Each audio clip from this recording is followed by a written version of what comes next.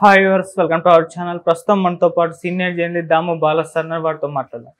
నమస్కారం సార్. నమస్తే సార్, జిలేబీ బాబా అనే వ్యక్తి మరి హర్యానా జైల్లో నిన్న చనిపోవడం జరిగింది సార్. అయితే ఇతను 100 రేప్ కేసుల్లో ఇరుక్కొని ఉన్నాడు జైల్లో. అసలు ఇతని బ్యాక్గ్రౌండ్ ఏంటి, ఇతని మొత్తం వివరాలు చెప్పండి సార్. ఇతని పేరు జిలేబీ బాబా. ఇది కొంత హార్డ్గా ఉండొచ్చు కానీ దీనికి కూడా బ్యాక్గ్రౌండ్ ఉంది. ఇతను అసలు పేరు బిల్లురామ్ అండ్ అమర్పురి అని కూడా 2 పేర్లు ఉన్నాయి. సో ఇతను యాక్చువల్గా పంజాబ్లో మాన్యా అనే ఒక ప్రాంతం. అక్కడ నుంచి ఇతను తోహానా అని హర్యానాలో ఒక స్మాల్ టౌన్ ఉంటుంది. ఆ తోహానాకు వచ్చి అతను ఒక చిన్న బండి మీద జిలేబీలు అమ్ముకునేవాడు. సో జిలేబీలు అమ్ముకుంటూ జిలేబీలు, చోలే కుర్చీ ఇట్లాంటివి అమ్ముకునేవాడు. సో ఆ క్రమంలో అతనికి కొంత తంత్ర విద్యలు తెలిసిన ఫకీరు అలాంటి వాళ్ళు ఎవరో పరిచయం అయ్యారు. సో వాళ్ళ దగ్గర తంత్ర విద్యలు అవన్నీ నేర్చుకున్నాడు కొద్ది రోజులు. నేర్చుకున్న తర్వాత అతను బాబా బాలకనాథ్ మందిరం అని ఉంటుంది అక్కడ వెళ్ళి అక్కడ మహంత్ అంటారు, అంటే ఒక రకమైన పూజారు లాంటి వాళ్ళు. అక్కడ జాయిన్ అయ్యాడు. జాయిన్ అయిన తర్వాత ఇతనికి కొంత మాటకారితనం బాగుంది. మేబీ జిలేబీలు అమ్ముతున్నప్పుడు జనరల్గా ఇట్లాంటి వాళ్ళకి మాటకారితనం ఉంటుంది ఊర్లో తిరిగి అమ్మే వాళ్ళకి. సో అట్లా ఇతనికి బాగా మాటకారితనం ఉంది. కొంత విద్యలు నేర్చుకున్నాడు, గెటప్ మార్చాడు. దాంతో డబ్బులు కలెక్ట్ చేసి అక్కడ ఒక గుడి కూడా కట్టించాడు. ఆ గుడికి ఇతనే పూజారి అయిపోయాడు. అది కూడా అతనికి సరిపోలే. దాని తర్వాత అతను ఏం చేశాడు, ఇంకొంత డబ్బులు కలెక్ట్ చేసి ఒక ఆశ్రమం పెట్టేశాడు. ఒక 4 గదులు, ఒక హాలు, చుట్టూ చెట్లు అట్లా ఉన్న ఒక ఆశ్రమాన్ని పెట్టేసి తను ఎట్లాగో జిలేబీలు అమ్ముకుంటున్నాడు కాబట్టి జిలేబీ బాబా అని పేరు పెట్టుకున్నాడు. పేరు పెట్టుకున్నాక ఒకరోజు ఒక ఆవిడ వాళ్ళ టీనేజ్ అమ్మాయి టైఫాయిడ్తో బాధపడుతుంటూ తీసుకున్నాడు. ఈయన దగ్గరికి తీసుకొచ్చాడు. ఇతను ఏంటంటే మామూలుగా బాబాలందరూ కూడా వాళ్ళకి ఒక యూనిక్ స్టైల్ ఏదో ఒకటి పెట్టుకుంటారు. అంటే ఒక బాబా కాలుతో మన నెత్తి మీద పెట్టడం, కాలు ఇట్లాంటివో వాళ్ళ కార్యక్రమాలు ఉంటాయి. అట్లాగే ఇతను అందరికి టీ ఇచ్చేవాడు. ఆ టీ తాగితే నీకు నయమైపోతుంది అనమాట. అట్లాంటిదేదో ఒక సిస్టమ్ పెట్టాడు. సో అట్లాగే ఆ అమ్మాయికి టీ ఇస్తే ఆమెకి టైఫాయిడ్ నయమైపోయింది. దాంతో ఆమె వెళ్ళి అందరికీ చెప్పింది, నా కూతుర్ని ఇట్లా హాస్పిటల్కి తీసుకెళ్తే కూడా నయం కాలేదు, ఆయన ఏదో ఇచ్చారు, దాంతో నయమైపోయిందని. దాంతో ఈయనకి క్రౌడ్ రావడం మొదలుపెట్టింది. దాంతో ఇతను ఏం చేశాడంటే ఇతనికి ఆల్రెడీ కొంత సర్కిల్ పెరిగింది. దీంతో ఏం చేశాడంటే ఈ స్వాములు ఉంటారు కదా, ఇందాక చెప్పిన ఫకీర్లు, బాబాలు, వీళ్ళు ఏంటంటే మత్తు ముందుకు కూడా వాళ్ళకి అలవాటు ఉంటుంది. గాంజా, ఎక్స్టసీ అంటారు, ఇట్లాంటి కొన్ని డ్రగ్స్ ఇవి కూడా వాళ్ళకి అలవాటు ఉంటుంది. మనోడు కూడా దాంట్లో అలవాటు అయ్యాడు. కాబట్టి అతనికి ఎక్కడెక్కడ డ్రగ్స్ దొరుకుతాయి ఇవన్నీ కూడా ఐడియా ఉంది. దాంతో ఏం చేశాడంటే వచ్చిన స్త్రీలకు ఎక్కువగా స్త్రీలే వచ్చేవాళ్ళు, ఇతను స్పెషలైజేషన్ స్త్రీలకు. సో దాంట్లో ఒక మత్తు మంది ఇచ్చేసి టీ ఇచ్చేవాడు. ఆ టీ తాగినాక వాళ్ళకి 2-3 గంటల పాటు సరిగ్గా స్పృహ ఉండదు. దాంతో వాళ్ళతో ఇతను శృంగారాలన్నీ చేసి దాన్ని వీడియో తీసేవాడు. వీడియో తీసి తర్వాత వాళ్ళు స్పృహ వచ్చినాక వాళ్ళకి కొంత అర్థమవుతుంది కదా బాడీ ఏదో జరిగిందని.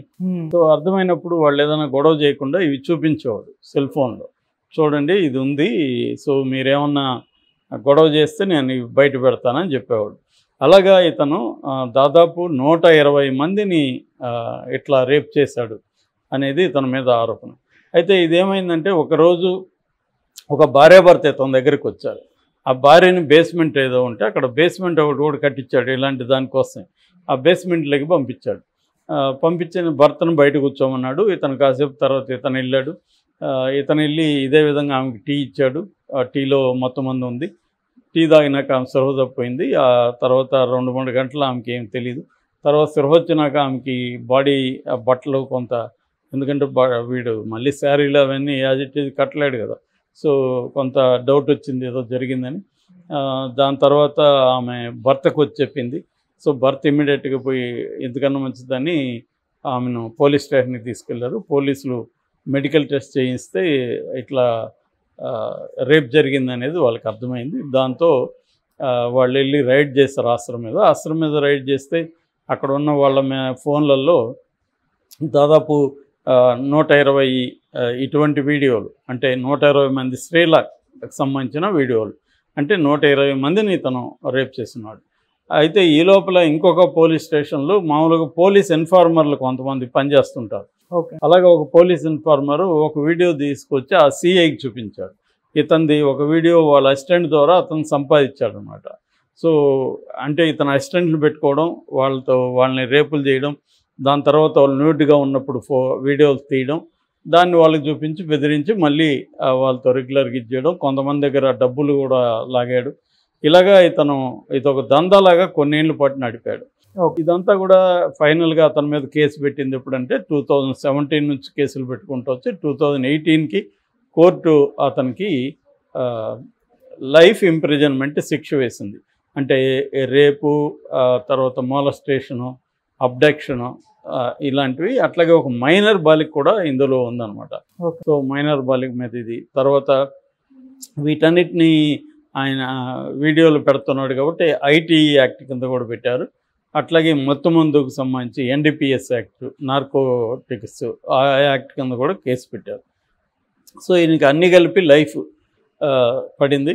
సో దాంతో ఈయన హర్యానాలో ఒక జైల్లో ఉన్నాడు. హిసార్ అంటారు, సెంట్రల్ జైలు, అది సెంట్రల్ జైలు 2లో ఉన్నాడు. బట్ ఆయనకు ముందు నుంచి కూడా మనిషి చూస్తేనే అంత పొట్టిగా అలాగ ఉన్నాడు.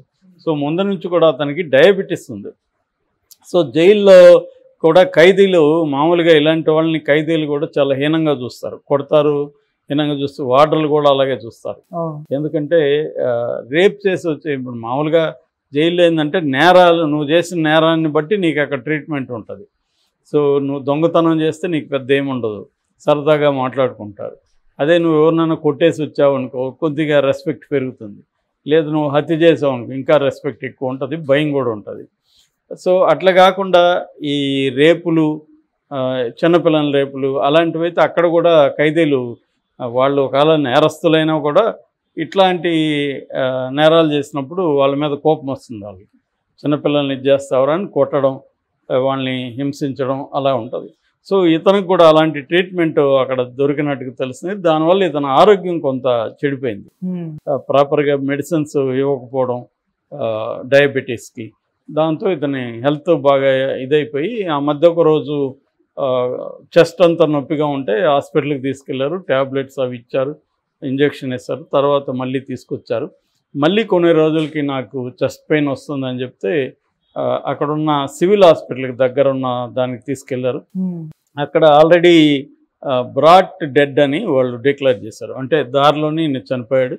సో హార్ట్ అటాక్ అని తర్వాత పోస్ట్ మార్టం కూడా చేశారు. పోస్ట్ మార్టం వీడియో అంతా కూడా తీశారు. ఎందుకంటే ఇతను అప్పట్లో పెద్ద సంచలనం ఈ కేసు. పంజాబ్, హర్యానాలో వందల వేలాది మంది తనకి వ్యతిరేకంగా అరెస్ట్ చేయలే, బిగినింగ్లో అరెస్ట్ చేయాలని చెప్పి ఊర్లలో, వీధుల్లో ధర్నాలు, రాస్తారోకోలు, బందులు ఇవన్నీ జరిగాయి ఇతన్ని వ్యతిరేకంగా. ఎంతో కొంత ఆ స్థాయి మూఢభక్తి అనేది ఇక్కడ తక్కువ. సో అందుకని మన వాళ్ళు కొంత పరిశీలిస్తారు. మేజర్గా ఏంటంటే ముఖ్యంగా స్త్రీలు ఇలాంటి భావాలకి ఎక్కువ పడుతున్నారు. అందులో కొంత కారణం ఏంటంటే స్త్రీలకు పిల్లల్ని కనుక్కోవాలనే ఒక కోరిక ఉంటుంది. సో పిల్లల్ని కనుక్కోవడానికి ఫలాని బాబా పిల్లల దగ్గరికి వెళ్తే పిల్లలు పుడతారు అనగానే పొలవమని వెళ్ళిపోతుంటారు. మొన్న మధ్య కూడా ఇక్కడ చిలకూరు బాలాజీలో ఏదో ఇస్తున్నారంటే పిల్లలు పుట్టడానికి కొన్ని వేల మంది వెళ్ళిపోయి ఆ క్రౌడ్ను భరించలేక వాళ్ళు క్యాన్సిల్ చేశారు. అంటే మోడర్న్ మెడిసిన్ నిజానికి చాలా అడ్వాన్స్ అయింది వాళ్ళ పిల్లలు పుట్టడానికి. కాకపోతే కొంతమందికి అది కాస్ట్లీ కావచ్చు, లేదా కొంతమందికి పని చేయకపోవచ్చు. సో వాళ్ళు పిల్లలు పుట్టించుకోవడం కోసం ఇలాగ బాబాల్ని నమ్మడం ఎక్కువగా కనిపిస్తుంది. సో ఆ వీక్నెస్లను ఉపయోగించుకొని ఇట్లాంటి బాబాలు ఎక్స్‌ప్లాయిట్ చేస్తున్నారు. Okay, thank you so much.